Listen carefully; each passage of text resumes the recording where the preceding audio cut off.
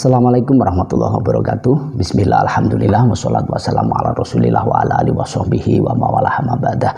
Teman-teman sekalian, bahagia kita bisa ketemu lewat channel dakwah yang sangat sederhana ini. Mudah-mudahan nikmat iman Islam serta kesehatan senantiasa diberikan Allah kepada kita sekalian. Teman-teman sekalian, kali ini kita ingin memenuhi permintaan beberapa teman yang masih menanyakan, betulkah bahwa para kiai, para ustadz, madrasah, masjid ini bisa menerima zakat atas nama sabilillah di dalam penafsiran kedua, karena sabilillah di dalam firman Allah 8 asnaf yang berhak menerima zakat ini ada dua penafsiran.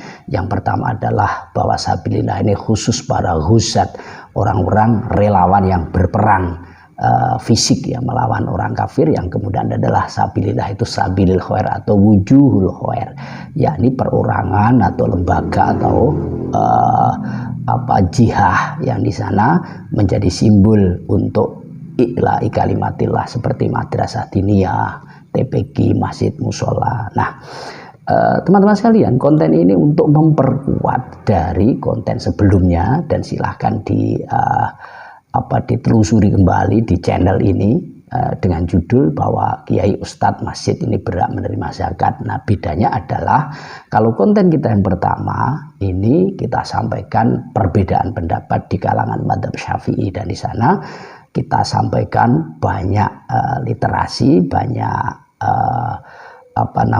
keterangan-keterangan gitu, referensi dari beberapa kitab yang di sana mengatakan bahwa memang para kiai, para ustadz termasuk madrasah, masjid ini berhak menerima zakat, tapi itu dari kalangan Syafi'iyah. Nah, kali ini kita akan coba untuk mengungkap perbedaan pendapat yang sama tapi ada di mazhab Maliki.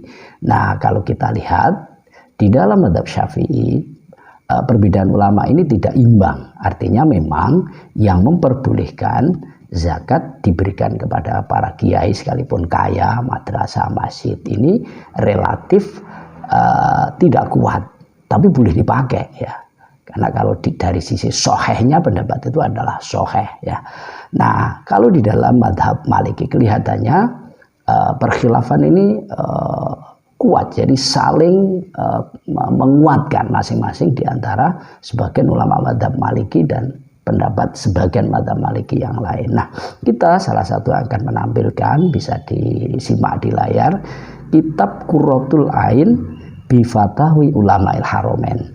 Ini adalah kitab andalan ya, kitab termasuk kitab pegangan yang sangat-sangat masyhur di kalangan mazhab Maliki, di mana kitab ini memuat fatwa-fatwa atau fatwa-fatwa dari al-alamah al-imam Syekh Husain Ibrahim al-Maghribi, kemudian al-alamah al-imam Syekh Muhammad Shalih ar-Ra'is az-Zabiri. Nah, di dalam bab zakat nanti bisa disimak dan bisa diunduh ya, karena kitab ini bentuk PDF ini banyak ada tersebar di medsos. Di halaman 75 kita sampaikan mas'alatun la ya'khudul alimu wal mufti wal qadhi minaz zakah ila yamna'u haqqahum min baitil mal fayakhuduna minha bisifatil fakri. Jadi memang pendapat pertama ustadz ya, kiai, orang yang alim, mufti, qadhi ini memang tidak boleh menerima zakat kecuali mereka tidak mendapatkan gaji dari pemerintah. Maka dia bisa mengambil zakat itu, tapi bukan atas nama sabilillah, tapi atas nama fakir atau miskin. Jadi apabila dia fakir atau miskin, warajjahahu ba'dul asya, dan ini diperkuat pendapat ini sebagian masyayikh, sebagian ulama di kalangan madhab Maliki. Wa anil Lakhomi wa ibni Rushdin akhduhum ay jawazu akhdihim mutlaqan walau aghniya. Nah, menurut Imam Lakhomi dan Ibnu Rushdin, ulama dari madhab Maliki, ini diperbolehkan mengambil secara mutlak. Artinya para mu'alim, para muta'alim, para qadhi, para mufti, sekalipun kaya, ini dia berhak untuk menerima zakat walau aghniya, sekalipun mereka kaya, tidak perlu status daripada mufti, alim, kiai ini adalah orang-orang yang fakir miskin.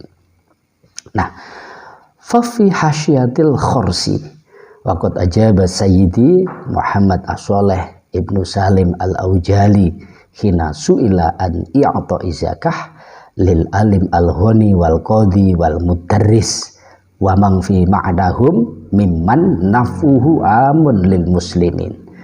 Kemudian di dalam Hasyiah Al-Khorsi, Sayyid Muhammad Shalih Ibnu Salim Al-Aujali ini pernah ditanya ya, bagaimana hukumnya memberikan zakat kepada kiai yang kaya, qadhi yang kaya, mudarris, seorang guru yang kaya, dan mereka dan orang-orang yang mempunyai kontribusi besar terhadap muslimin.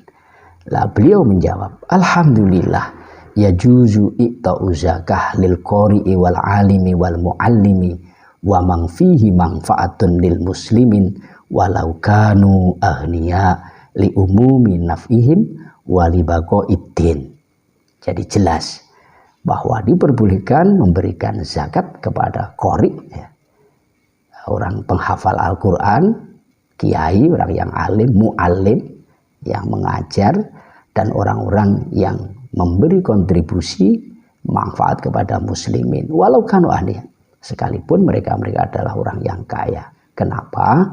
Karena mereka mempunyai kontribusi kemanfaatan yang besar terhadap kaum muslimin, dan baqaiddin, terjaganya agama Islam ini ada di tangan-tangan mereka. Kama nasso ala jawazi Ibnu Rushdin wal Lakhami. Dan ini sebagaimana pendapat Ibnu Rushdin dan Lakhami juga memperbolehkan atau berpendapat yang sama. Waqad addahumullahu fil asnaf as-samaniyah allati tu'tolahumuz zakatu haitsu qala fa fi sabilillah yani al-mujahid li'i'la'i kalimatillah. Inilah dasarnya. Jadi para kiai, para alim, para muallim, para ustadz ini adalah masuk di dalam asnaf 8 di dalam firman Allah sabilillah. Karena mereka adalah termasuk bagian dari mujahid yang sejati untuk menegakkan agama Allah, meluhurkan agama Allah.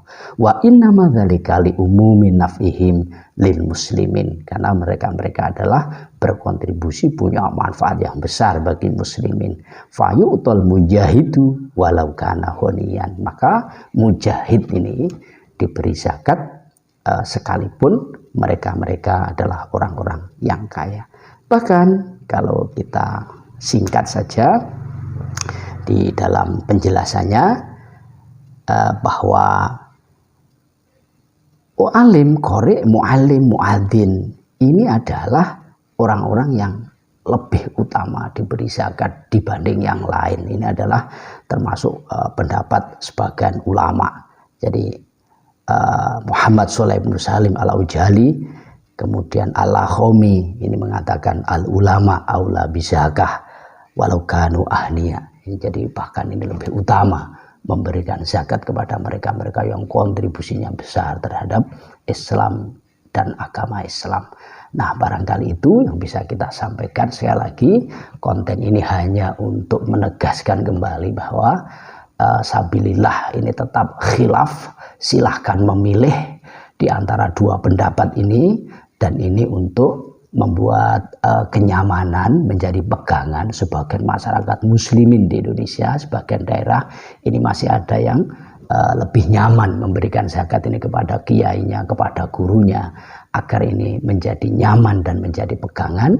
Dan ternyata tidak hanya madhab Syafi'i yang berpendapat demikian, tapi juga madhab Maliki terjadi khilaf yang sama. Bahkan di dalam Maliki, sekali lagi, ini pendapatnya jauh lebih kuat dibanding di dalam madhab Syafi'i. Demikian, mudah-mudahan sekali lagi bermanfaat bagi kita sekalian. Saya akhiri, wallahu muwaffiq lakum bithoriq. Assalamualaikum warahmatullahi wabarakatuh.